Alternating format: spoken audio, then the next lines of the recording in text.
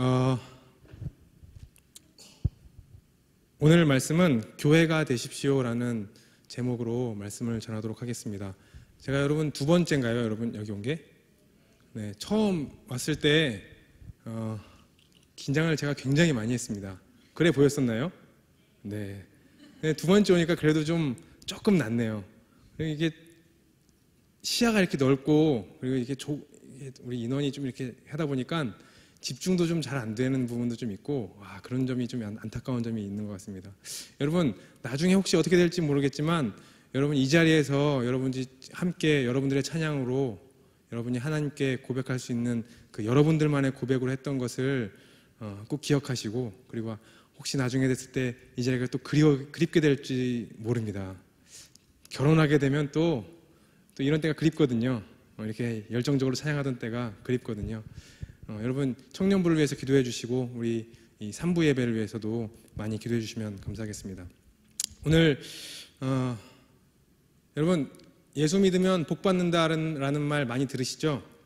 예수 믿으면 잘 산다라는 말이 있습니다. 우리는 이렇게 쉽게 예수 믿으면 복 받습니다, 잘 살게 됩니다 라고 전도를 하게 됩니다. 그런데 여러분 사실 이 말의 진짜 의미와 기준이 무엇입니까? 그동안 우리는 돈 많이 받고 돈 많고 그리고 비싼 차를 타고 큰 평수의 집에서 사는 것에 잘 사는 것에 대한 의미와 기준을 부여해 왔습니다. 하지만 정말 여러분 그게 잘 사는 것입니까?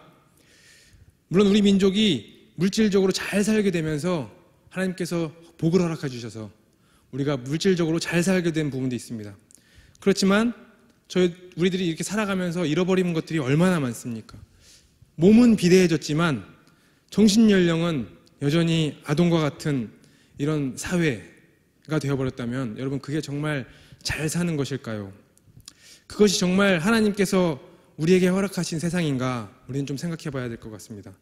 또 예수님은 우리가 잘 믿는데 여러분 예수님은 잘 믿는데 평생 주를 위해서 헌신하겠다고 하는데 여전히 우리가 세상적인 기준으로 말할 때 잘 살지 못한다면 여전히 가난하고 여전히 병들어 있고 여전히 부족하다면 여러분 그러면 그것은 예수님을 잘 믿지 못해서인가요?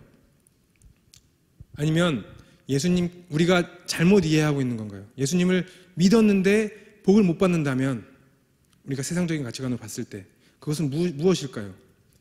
또 어떤 사람들은 예수님은 잘 모르는데 오히려 예수님을 저주하고 부인하는데 더 나아가서는 나쁜 짓만 골라서 하는데 정말 잘 살고 있다면 돈 많고 큰 평수의 집에서 살고 비싼 차를 타고 있다면 그는 아무도 모르게 교회 나와서 기도하고 열심히 하던 사람이었을까요? 이것과 관련해서 예수님께서도 비유로 말씀하신 적이 있습니다. 거지 나사로에 대한 말씀입니다. 이 비유에서 거지 나사로가 어떤 사람이었는가, 예수님을 어떻게 믿었는가에 대한 정보는 전혀 없습니다. 단지 죽음 이후의 상황만 드러나 있습니다. 그런데 거지 나사로는 하나님의 나라에 들어갔다고 나와 있고 부자는 들어가지 못했습니다. 우리가 어떻게 이것을 이해해야 합니까? 예수님이 왜 이렇게 비유를 하신 겁니까? 우리는 성경을 읽으며 이해할 때 물질적인 것, 세상적인 가치관에서 조금 벗어나야 합니다.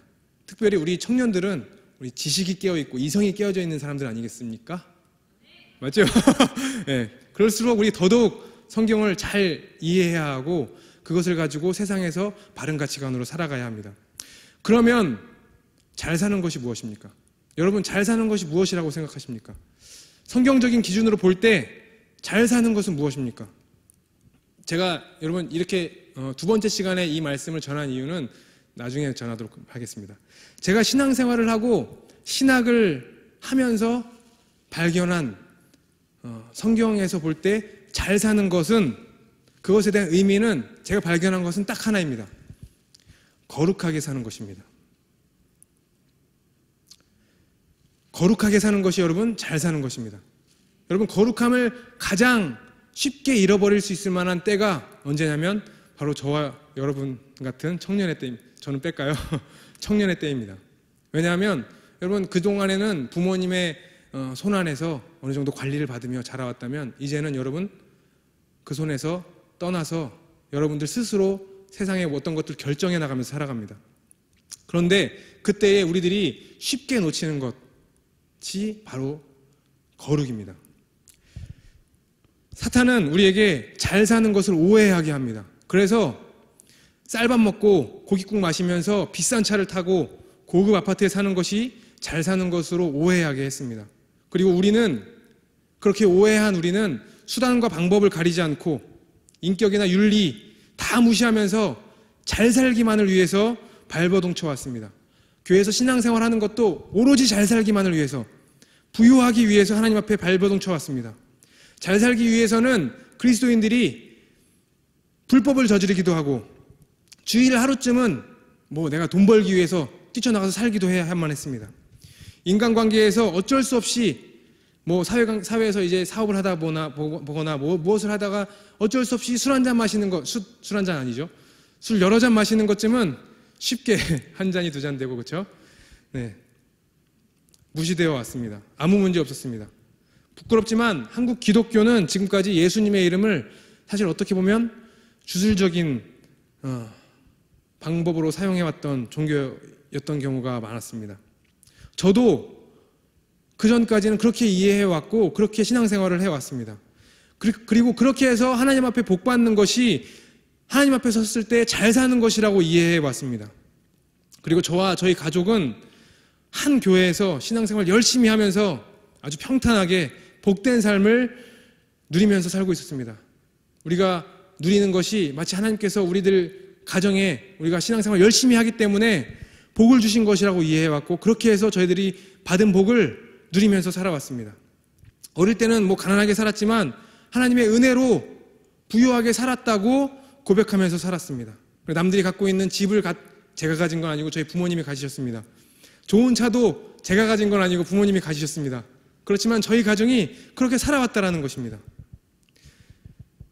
그러면서 하나님 앞에 그리고 사람들 앞에 내 자랑으로, 우리 가정의 자랑으로 내가 하나님을 이렇게 믿고 살아왔더니 하나님이 우리 가정에 이렇게 복을 주시면서 복을 주셨다라고 간증도 했습니다. 이것이 다른 사람 편에 봤을 때는 얼마나 큰 공격입니까, 여러분? 그러면 지금 부유하지 못한 사람들은 하나님 잘 못 믿어서 그런 겁니까?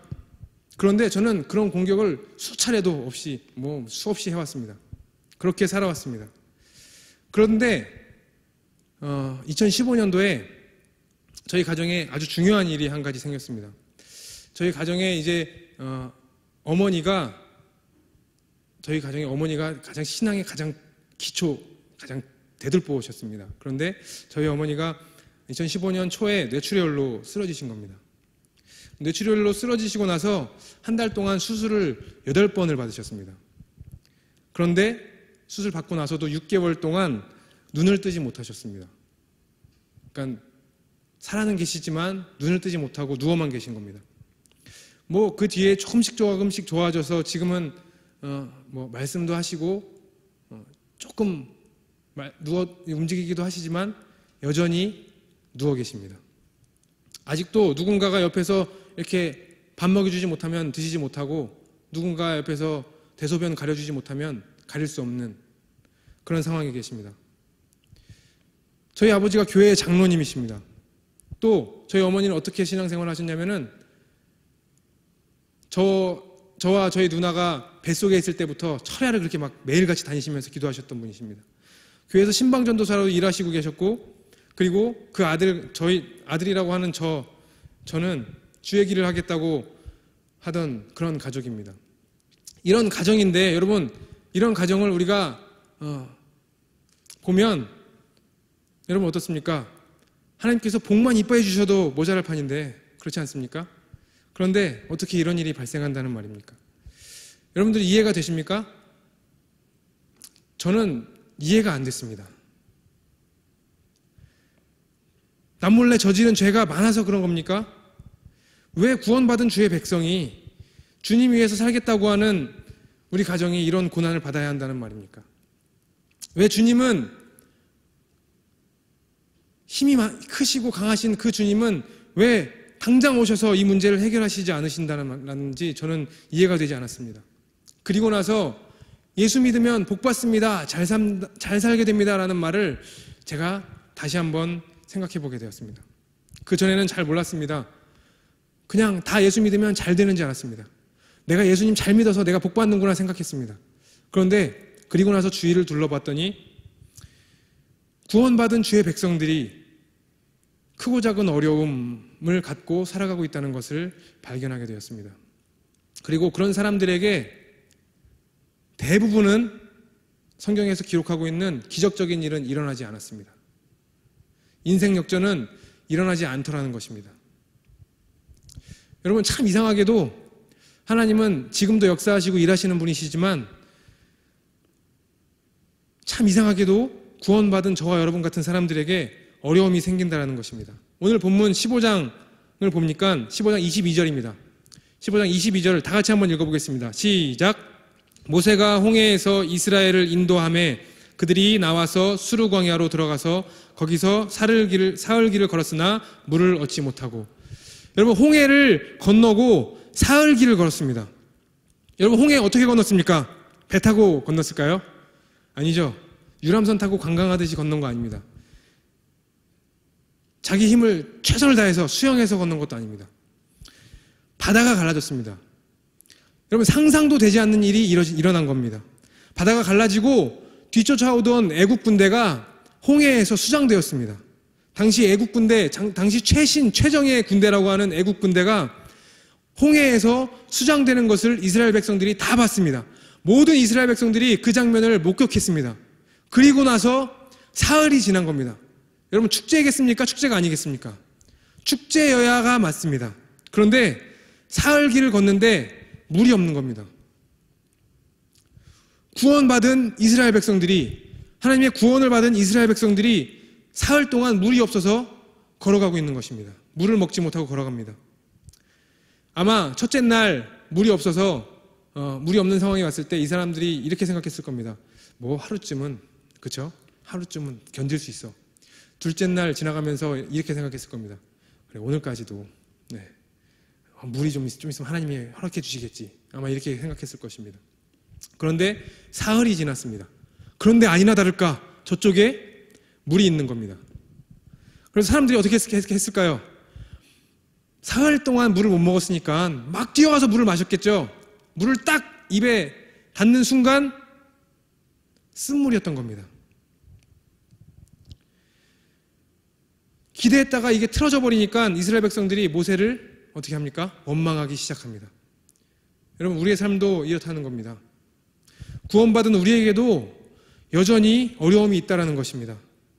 그런데 왜 구원받은 주의 백성에게 어려움이 찾아옵니까? 왜 하나님은 몇 달이면 들어갈 수 있는 가나안 땅에 바로 들어가지 못하게 하시고 40년을 돌아가게 하신다는 것입니까? 사실 몇 달 가는 길을 40년 동안 걸어간 게 기적 아닙니까? 몇 달이면 가는데 40년을 돌아갔다는 겁니다.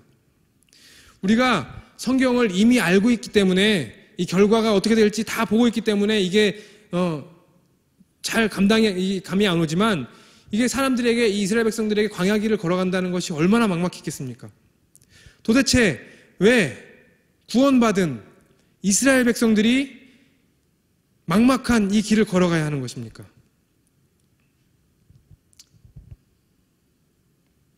어떻게 해야 이 무거운 짐에서 벗어날 수 있습니까?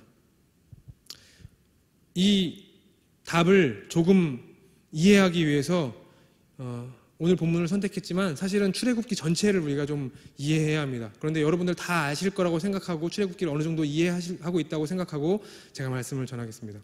여러분, 출애굽기에 나오는 출애굽에 관한 여정 가운데 이 출애굽의 여정은 이스라엘 백성들에게, 그리고 우리 기독교인들에게 성경 전체의 규범이 되는, 구원의 규범이 되는 말씀입니다. 그리고 이 구원의 이야기가 우리 기독교의 구원의 이야기와 같습니다. 사실 이 구원의 이야기, 이 이스라엘 백성들이 출애굽해서 광야를 지나서 가나안 땅에 들어가는 이 이야기가 우리 삶에서 나타나야지는 구원의 원형의 작은 모습, 우리 삶에 나타나는 구원의 작은 모습입니다. 그러니까 나중에 포로기 이후에 다시 예루살렘으로 돌아올 때도 이스라엘 사람들이 뭐라고 얘기하냐면 제2의 출애굽이라고 말할 정도입니다. 그리고 신약에서는 예수님의 구원을 특별히 마태가 출애굽의 관점에서 묘사합니다. 이것은 대표적인 복음서가 마태복음인데, 마태는 의도적으로 예수님을 모세와 비슷하게 기록합니다. 모세가 어떻습니까? 바로에게 죽임을 당할 뻔하죠. 그리고 집단 살해를 당할 뻔합니다. 그리고 예수님도 마태복음의 기록에 보면 태어날 때에 헤롯에 의해서 죽을 뻔합니다.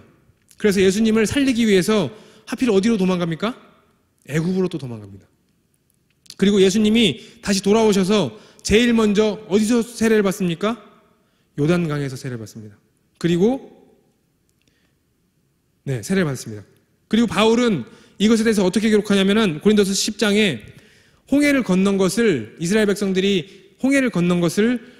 이스라엘 백성들이 집단 세례를 받은 것으로 묘사합니다.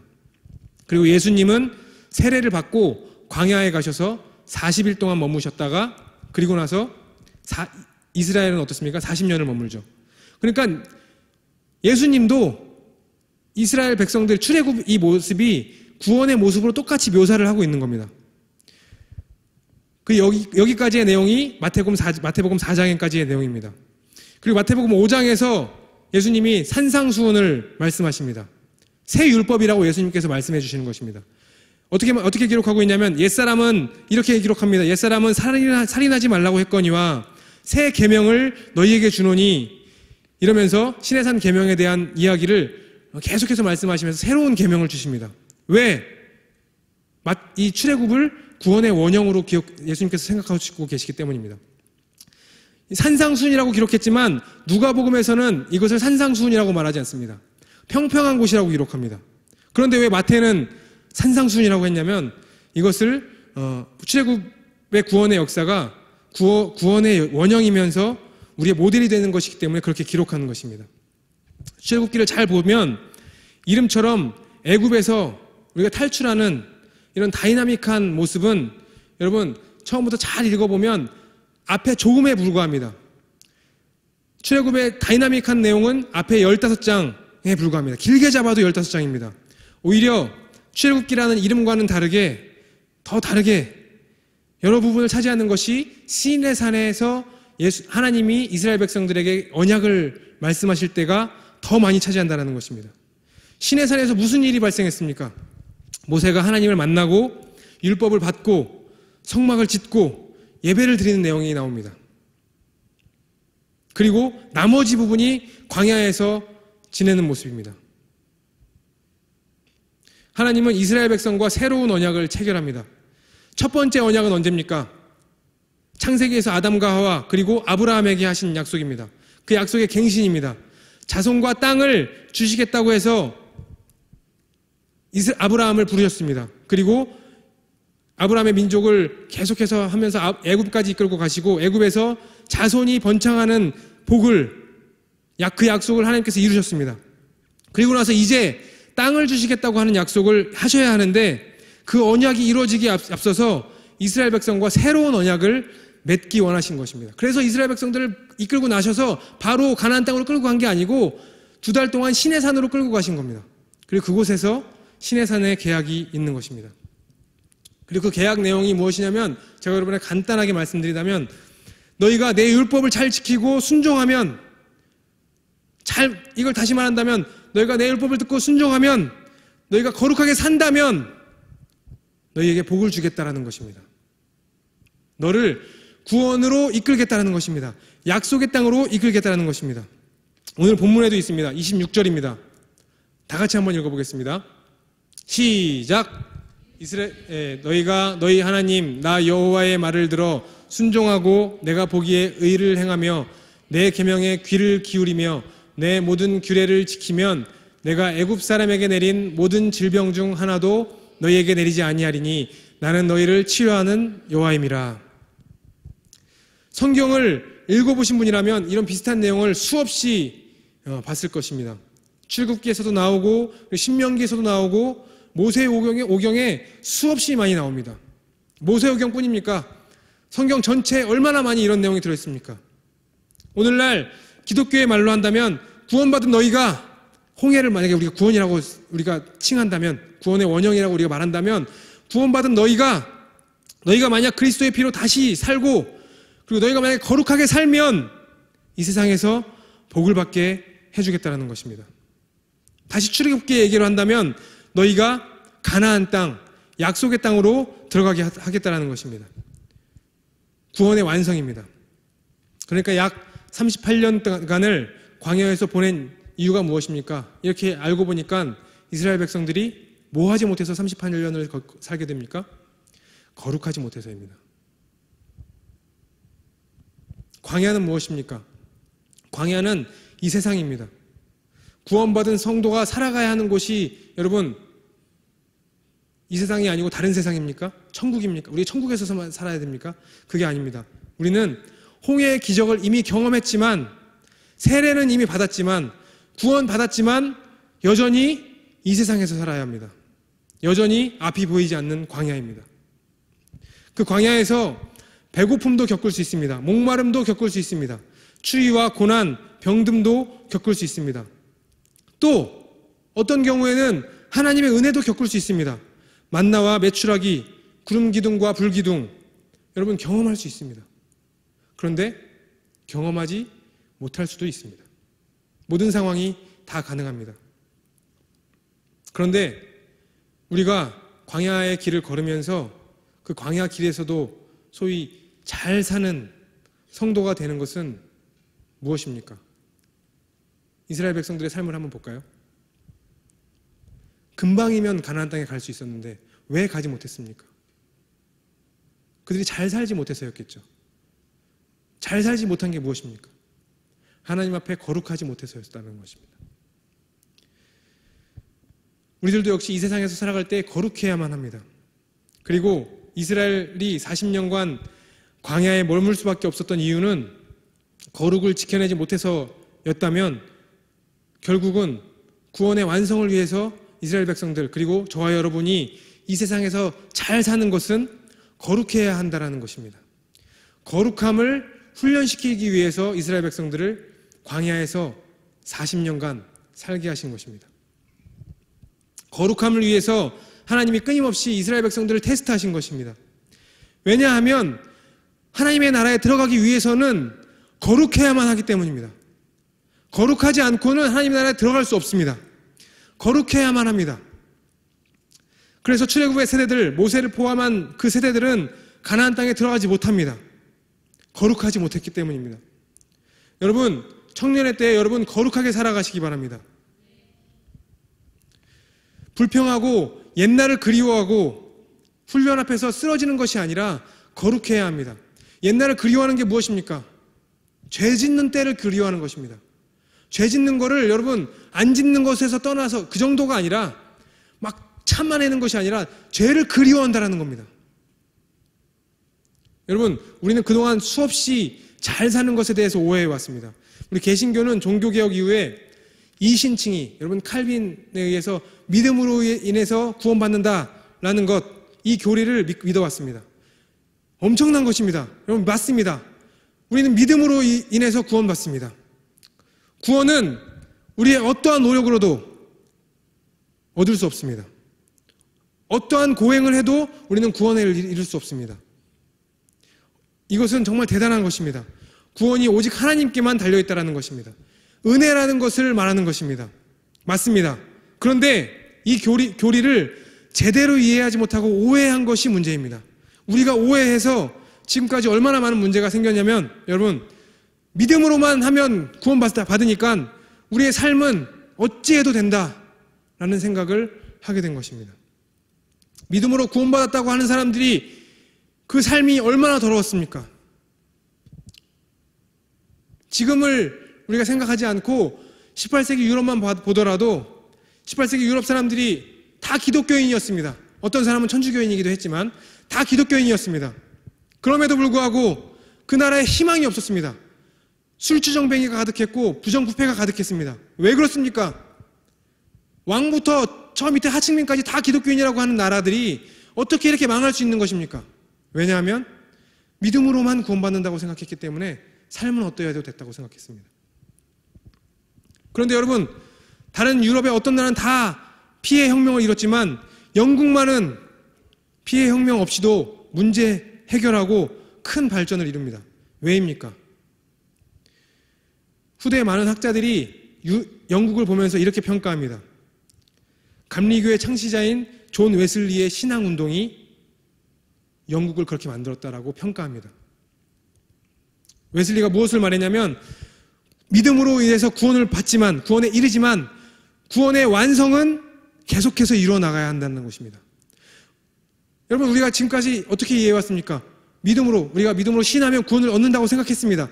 맞습니다. 그것도 맞습니다. 이미 구원의 단계에 이르는 것입니다. 그렇지만 구원의 시작이고 이제 완성까지 가는 길이 남아 있습니다. 이 세상에서 구원을 이루는 것은 거룩으로 구원의 완성을 이루는 것입니다. 그것을 웨슬리가 말한 것입니다. 그래서 웨슬리는 거룩하라고 선포합니다. 영국의 술중정뱅이로 살고 있고 범죄자로 살고 있는 인생의 처음 밑바닥에 내려가서 그 사람들에게 당신들 그렇게 살면 안 됩니다. 그리스도인들은 거룩하게 살아야 합니다. 라고 외친 것입니다. 뒤에 말하겠지만 물론 거룩하게 사는 것도 우리의 힘과 능력으로, 우리의 고행으로 살아가는 것 아닙니다. 그것도 역시 주님의 은혜로 가능한 것입니다. 이신칭의를 오해한 사람들은 믿음으로 구원받았다는 것을 알고 그것으로 살아갔습니다. 그리고 마음대로 살았습니다. 내가 지금 구원받았으니까 그 이후에 어떻게 살아도 난 이미 구원받은 사람들이니까 괜찮아 라고 생각했다는 것입니다. 그런데 그렇게 타락했던 교회와 세상에 웨슬리가 그거 아니다 라고 말하는 것입니다. 여러분, 구원받은 사람으로 살아가고 있습니까? 그러면 거룩하시기 바랍니다. 제가 여러분 때를 다 지나지 않았어요. 그게 얼마 안 되지 않습니까? 다 알고 있습니다, 여러분. 네, 이해합니다. 그렇지만 여러분, 그럴 때일수록 더욱 거룩하시기 바랍니다. 하나님이 그래야 여러분들을 사용하십니다. 네, 우리는 존 웨슬리의 후예인 감리교인 아닙니까? 그런데 우리는 루터나 칼빈의 교리를 쉽기 때문에 잘 이해하고 우리 교회들도 그것을 쉽게 잘 사용해 왔습니다. 편하기 때문입니다. 그런데 우리가 그것을 잘못 이해했기 때문에 삶과 신앙이 분리되는 것입니다. 출애굽기 이야기에서도 하나님은 단 한 번의 구원으로 구원의 완성이 이루어졌다고 말씀하시지 않으셨습니다. 홍해를 건너므로 가나안 땅에 도착하는 것이 아니지 않습니까? 계속해서 이스라엘 백성들은 광야 길을 걸어가야만 했습니다. 이 세상을 우리는 걸어가야만 합니다. 걸어가면서 우리는 묵묵히 다가오는 문제들을 견디면서 때로는 하나님 앞에 구하고 하나님께서 허락하신 은혜를 누리면서 살아가야 합니다. 다시 본문으로 돌아와 볼까요? 2달 동안 시내산에 가고 1년간 시내산에 한 1년에서 2년 사이를 시내산에 머뭅니다. 그리고 38년을 광야 길을 갑니다. 다이나믹한 하나님께서 구원을 허락하시는 그 다이나믹한 모습은 홍해를 건넌 그 앞에 몇 번밖에 지나지 않습니다. 그리고 이제는 광야를 걸어가는 것입니다. 매일매일 목적지도 모르고, 저기 목적지인 건 알겠는데 저기가 목적지인데 그냥 뺑뺑이 돌아가는 것입니다. 그리고 그 이유가 무엇이냐면 거룩하지 못해서라고 성경은 기록하고 있는 것입니다. 묵묵히 걸어가기만 했으면 그랬으면 됐을 텐데, 그렇죠? 하나님의 뜻대로 우리가 이스라엘 백성들이 그 광야길을 묵묵히 걸어가기만 했어도 됐을 텐데, 그러면 금방 가나안에 들어갔을 텐데, 이스라엘 백성들은 불평하고 원망하고 애굽에서 했던 것을 그리워했습니다. 죄 짓던 때를 그리워했던 것입니다. 어쩌면 우리의 기도가 잘못된 부분이 있었던지도 모르겠습니다. 저도 그랬습니다. 제가 지금 한 3년이 다 돼가죠. 주님 언제까지입니까? 왜 이런 고난이 저에게 있는 것입니까? 왜 언제 끝이 납니까? 빨리 오셔서 구원해 주시옵소서. 왜 안 끝납니까? 왜 우리 가정에 이런 일이 있어야 합니까? 그런데 어쩌면 하나님께서는 이런 기도를 원하지 않는 것 같습니다. 오히려 우리가 어떤 상황에 있을지라도 우리의 믿음을 지키며 그 길을 걸어가는 것이 하나님의 뜻인지도 모르겠습니다. 어떤 상황이라도 그 길을 걸어가면서 광야길을 걸어가면서 묵묵히 거룩을 지켜내는 것이 하나님의 뜻인지 모르겠습니다. 하나님이 원하시는 구원의 완성은 광야 같은 이 세상에서도 거룩을 이뤄낼 때에 그때 구원의 완성이 이루어지는 것입니다. 우리가 거룩함을 지키면서 더욱 정결하여진다면 주님이 허락하신 광야의 시간은 어쩌면 이스라엘 백성에게도 3년 만에 끝났을지도 모르겠습니다. 그런데 그렇게 했다면 끝나는 것입니다. 젖과 꿀이 흐르는 약속의 땅이 기다리는 것입니다. 그렇기 때문에 저와 여러분은 더욱더 순결하여져야만 합니다. 더욱더 거룩해져야만 하는 것입니다. 오늘 제목의 말씀으로 여러분들에게 말씀드리자면 여러분들은 이 세상에서 한 사람 한 사람이 교회가 되어야만 합니다. 물론 이 건물이 교회이고 우리들은 이 건물에 와서 모이는 것이 교회인 걸로 알고 있지만 우리들은 이 세상에 나아가서 교회로 살아가야 합니다. 거룩을 나타내면서 살아가야 하는 것입니다. 저와 저희 가정에도 지난 3년은 아주 지옥 같은 광야 같은 시간이었습니다. 그리고 앞으로도 계속될 것입니다. 참 많이 힘들었습니다. 여러분 죄송한 말이지만 사람들이 왜 자살하는지 그것을 제가 좀 이해를 하겠더라고요. 왜 포기하는지 사랑하는 사람을 왜 버리는지 조금 아주 많이 이해하게 되었습니다. 3년밖에 안 되었는데 그렇지만 제가 이해한 하나님의 뜻은 하나님께 저에게 허락하시는 순간까지 주님의 시험이 끝나는 순간까지 그 시험을 담담히 때로는 묵묵히 걸어가는 것이라는 것을 깨닫게 되었습니다. 저와 여러분에게 제가 청년 여러분들이 어떤 삶의 상황에 처했는지 제가 잘 모릅니다. 그렇지만 여러분들도 하나님 앞에 하나님께서 여러분에게 허락하시는 그 시험을 담담하게 그리고 묵묵하게 이겨내실 수 있었으면 좋겠습니다.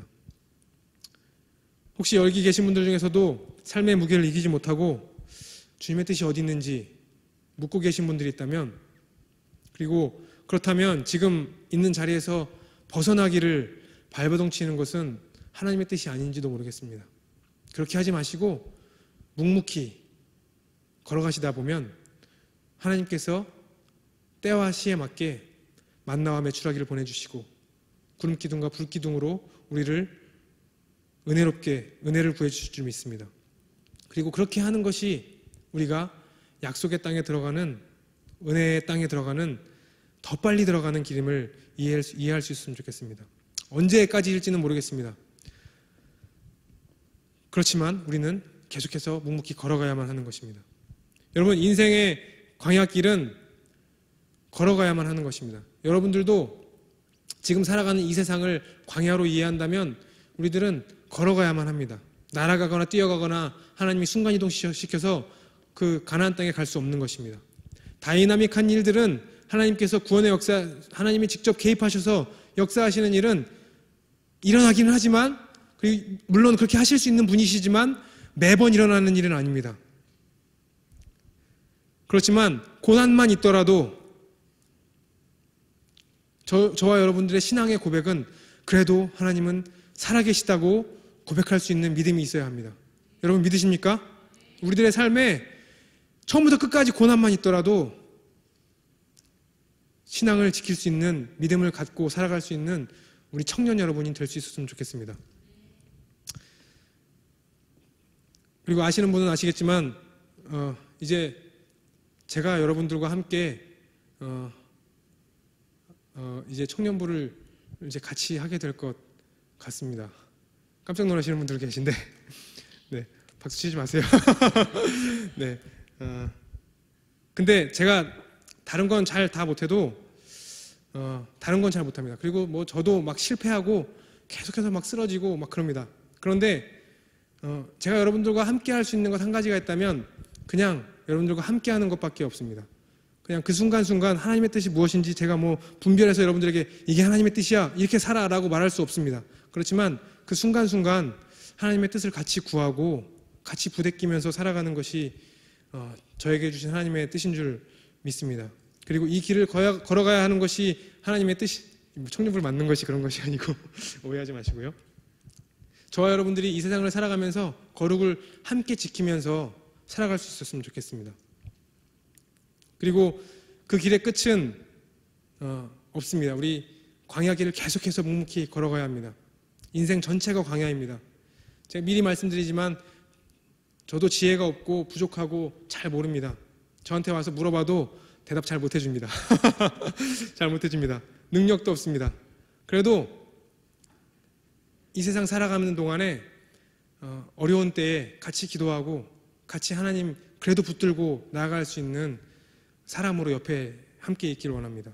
거룩을 이루어가는데 참 힘이 드는 것 같습니다. 저도 여러분들과 같이 청년의 때를 지나오고 그리고 이제는 두 아이의 청장년의 때를 지나가고 있는데 구원을 이루어가는 것, 우리가 이 세상에서 거룩을 지켜나가는 것이 참 힘듭니다. 단순히 여기서 앞에 서서 제가 물론 담대하게 외치지만 저 역시도 거룩을 지키면서 살아가지 못하고 있습니다. 노력하면서 살아가는 것입니다. 하나님께 은혜를 구하고 그 구원을 이루면서 살아가려고 하는 것입니다. 구원의 시작도 제가 아까 전에 말씀드렸지만 구원의 시작도 온전히 하나님의 뜻이라면 우리가 이 세상에서 살아가는 구원의 완성을 이루어가는 이 모든 과정도 하나님의 은혜여야만 합니다. 여러분 이것을 기억하시고 구원을 이루어가는 건 너무 힘들어 낙심하지 마시고 그럴 때일수록 하나님께 은혜를 구할 수 있는 우리 청년부 모두가 될 수 있었으면 좋겠습니다. 거룩을 이루어가는 것 힘이 드는 것입니다. 구원의 시작도 하나님께서 하셨다면 구원의 완성도 우리가 구원의 완성을 이루어가는 과정도 하나님께서 하실 것을 믿고 모든 것을 내어 맡길 수 있었으면 좋겠습니다. 그리고 그 시작은 하나님 우리는 부족합니다 라고 고백하는 것이 그 시작입니다.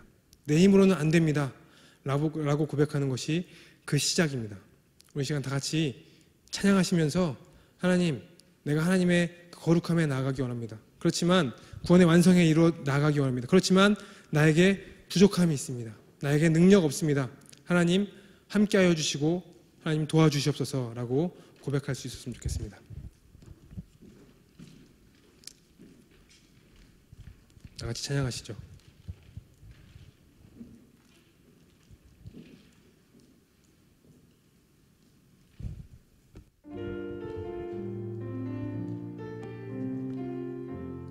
보소서 주님, 보소서 주님, 나의 마음은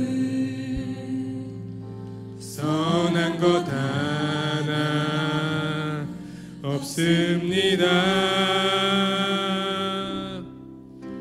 그러나 내 모든 것 주께 드립니다.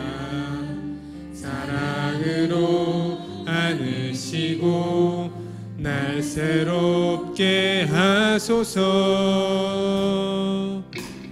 주님 마음 내게 주소서. 내 아버지 주님 마음 내게 주소서. 나를 향하신 주님의 뜻이 이루어지도록 주님 마음 내게 주소서. 다시 한번 고백합니다. 보소서, 보소서 주님, 나의 마음은 선한 것 하나 없습니다. 그러나 내 모든 것 주께 드립니다. 사랑으로 안으시고 날 새롭게 하소서. 주님 마음 내게 주소서. 내 아버지 주님 마음 내게 주소서. 나를 향하신 주님의 뜻이 이루어지도록 주님 마음 내게 주소서. 주님 마음 내게 주소서. 내 아버지 주님 마음 내게 주소서. 나를 향하신 주님의 뜻이 이루어지도록 주님만 내게 주소서. 우리 시간 다 같이 기도하겠습니다. 다 같이 기도할 때에 하나님, 주님, 저희들의 마음 가운데는 선한 것이 하나도 없습니다. 그렇지만 주님, 저희들 구원받은 주의 백성으로서 이 세상에서 살아가기 원합니다. 거룩을 이루면서 살아가기 원합니다. 그것을 살아갈 때에 주님, 저희에게 은혜를 허락하여 주시어서 주님, 우리를 도와주시고 그것을 이루면서 살아갈 수 있도록 인도하여 주시옵소서. 때로 어려움이 있고 아버지 하나님 시험이 있을지라도 그것을 묵묵히 이기면서 살아갈 수 있는 우리 모든 청년의 때가 될 수 있도록 주님 붙잡아 주시옵소서. 우리 시간 다 같이 주님의 이름 3번 부르시고 기도하시겠습니다. 주여, 주여.